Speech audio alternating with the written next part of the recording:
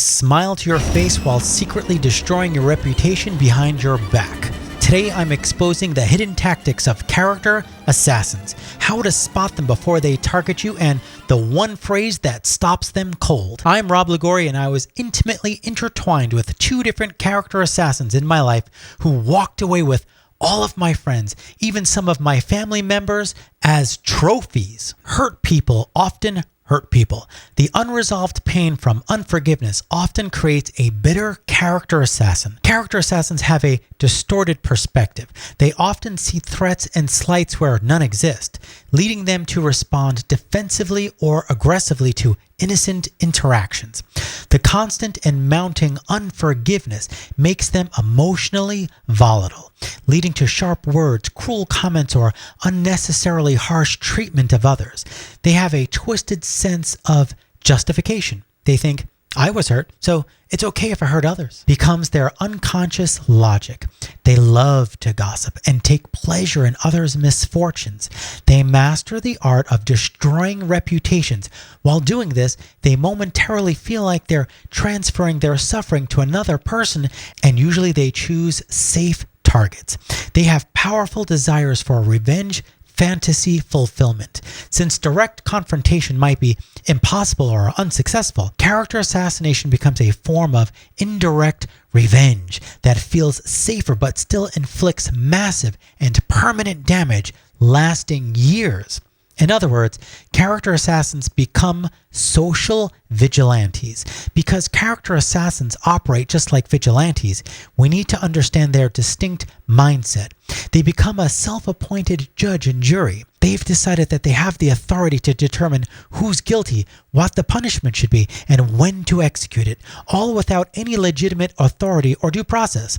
They enjoy taking perverted justice into their own hands, rather than pursuing proper channels like forgiveness, mediation, or letting God handle their problems. They decide to personally destroy their target's reputation to every known person in their target's vast circle of relationships for maximum permanent impact. When a vigilante reads about their act in the newspaper or sees it on the news, they get a drug-like release that flows through their veins. When a character assassin hears and sees bad treatment to their victim from people who they've programmed with horrendous lies, the character assassin can be seen having a visceral reaction similar to a powerful narcotic drug being released into their veins. I've actually seen this. Vigilantes use violence outside the law. Character assassins use lies, gossip, and slander outside of moral boundaries to achieve their version of revenge. The vigilante mindset. They have a moral superiority complex delusion. They see themselves as the good guy, cleaning up what others won't address, just like vigilantes see themselves as heroes. To them, the ends justify the means. They believe their cause is so righteous that lying, manipulating, and destroying reputations is acceptable collateral damage, even when their cause might just be fantasy. They perform secret operations, quickly going out to lunch with your close friends to poison their minds. Like vigilantes who work in shadows, they often spread their poison through whisper campaigns and behind-the-scenes manipulation. And like vigilantes who become increasingly violent, character assassins often escalate their destruction over time. The vigilantes' fatal flaw, though, they become the very evil they claim to fight. In their quest to expose bad people, they become even more manipulative, dishonest, and destructive themselves. In other words, they actually become a murderer. Scriptures say anyone who hates another brother or sister is really a murderer at heart. And you know that murderers don't have eternal life within them. The Bible identifies this pattern as flowing from a corrupt heart. Jesus taught that out of the abundance of the heart, the mouth speaks. When the heart is filled with bitterness, poisonous words naturally flow. Here's how to spot a character assassin who's really a highly skilled manipulator. When you first meet them, they tell you a pre-planned story to get you to feel sorry for them. They engage in a highly revised, highly rehearsed backstory about themselves that is called victim storytelling. This tactic works every time. Character assassins often feel their pain hasn't been properly acknowledged. New people present fresh opportunities to have their suffering validated and their perspective affirmed. It provides a relationship shortcut. Quickly sharing their victim story creates intimacy and emotional connection without the vulnerability of genuine relationship building. It's quicker to bond over shared outrage than to build trust slowly. This also tests loyalty. By sharing their story very early, they essentially are asking new people to choose sides. Those who show sympathy pass the loyalty test, while those who don't are quickly dismissed. Many bitter character assassins have made their victim status central to their identity.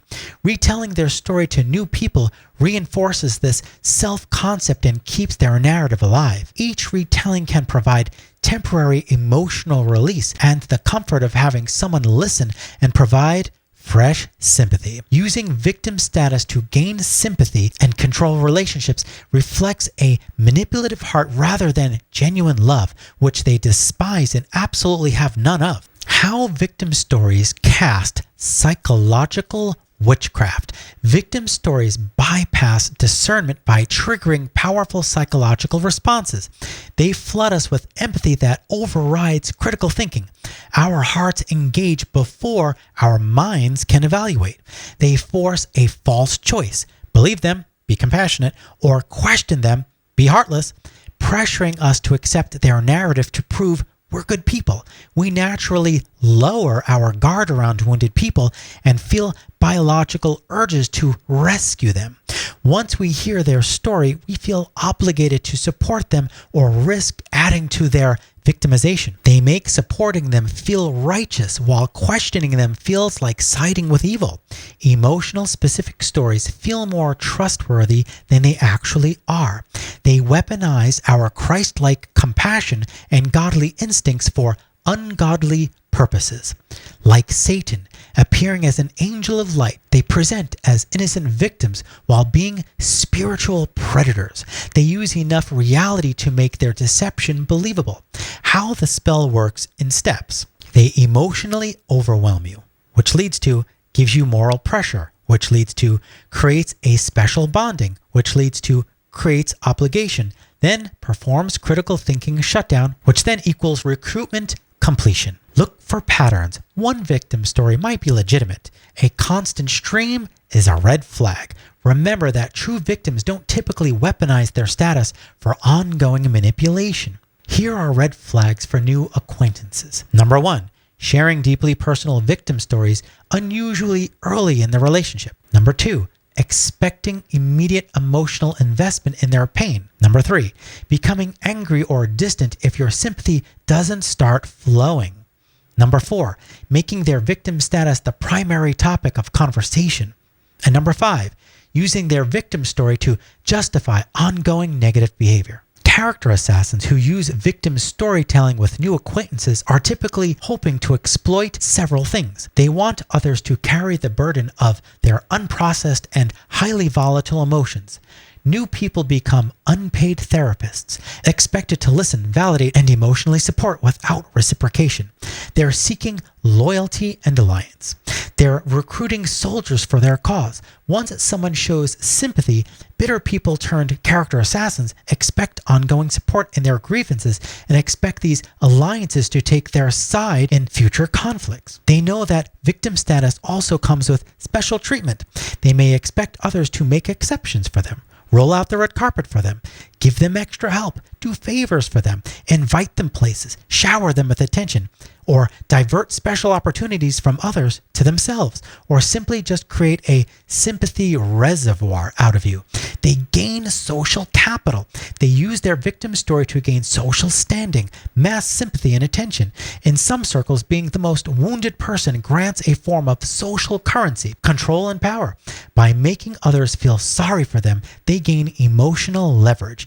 People who pity them are less likely to confront their bad behavior or set healthy boundaries. Building a support network of enablers. They want people around them who consistently validate their worldview, excuse their behavior, and never challenge them to grow or change. But if you do challenge them, they will instantly hate you. They are professionals at maintaining victim identity. Their goal is often to preserve their sense of being wronged rather than healing from it. New sympathizers help reinforce this identity. By keeping the focus on how they've been hurt, they deflect attention from their own harmful behaviors and avoid taking responsibility for their past choices. They create an emotional network. They want a network of people who are emotionally invested in their pain, ensuring they'll always have someone to turn to for fresh sympathy and support. They will even make you justify their ongoing bitterness. Each new person who agrees they were wronged provides more evidence that their bitterness is justified and they have no need to forgive. This begs the question, how much of their victim storytelling is manufactured over time for extra sympathy? The complex nature of their truth. Most character assassins have experienced some real hurt or trauma early in their life, initially, but now they've become a highly manipulative person who engages you immediately psychologically, and their repeated rehearsing of their grievances tends to amplify and distort memories. Each retelling can unconsciously add details, emotions, or interpretations that weren't part of their original experience. They get a selective memory. Bitter people can develop highly selective recall, remembering every slight and vivid detail but withholding how they threw barrels of gasoline on the fire in the first place, and purposefully withhold contextual story facts that would explain the other person's behavior or reactions in the story. Over time, they may prioritize how something felt over what actually happened. The emotional reality becomes more important than objective facts. Here's how stories get manufactured and enhanced. It's called victim inflation. Minor slights get upgraded to major offenses through repeated telling. A dismissive comment becomes emotional abuse. An oversight becomes deliberate sabotage. Or simply saying to them, "You're yelling again. Can you just talk instead of yell?" becomes a put down. Or when calling out their manipulative actions, the manipulator tells the whole town behind your back, "I'm being verbally abused." They're pros at context removal. They strip away circumstances that might make others' actions understandable, leaving only the parts that support the victim narrative. They always apply motive attribution. In other words, they assign malicious intent to actions that may have been merely thoughtless, stressed, or even well-intentioned but poorly executed.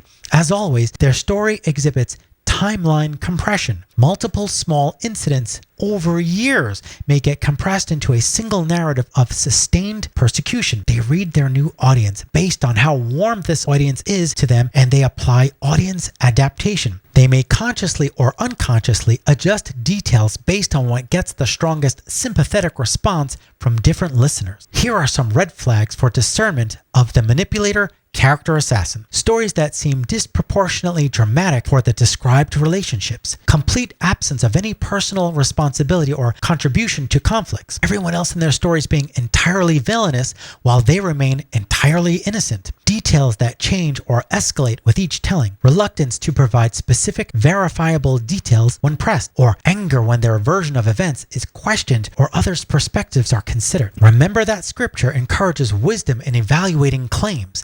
The simple believe anything, but the prudent give thought to their steps. Here's how to give a balanced response. You can show compassion for their pain without necessarily accepting every detail of their narrative. It's possible to acknowledge like this: "I can see you're hurting," without agreeing to everything happened exactly as you describe it. The key is recognizing that heavily bitter people often become unreliable narrators of their own lives, not necessarily because they're consciously lying, but because bitterness distorts perception and memory over time. Anyone who enters their orbit becomes either a potential ally, an enabler, or enemy, a target. There is no neutral ground for these people. They will eventually character assassinate anyone who doesn't remain completely aligned with their victim narrative. A person with a root of bitterness has weaponized their pain and made character assassination their primary relational strategy. They're emotionally dangerous to be around and spiritually toxic to communities, requiring extreme caution and wisdom from anyone who encounters them. Let's call out another huge tactic of the character assassin. One of the signs of a character assassinator is that they try to make you hate someone you have not met yet.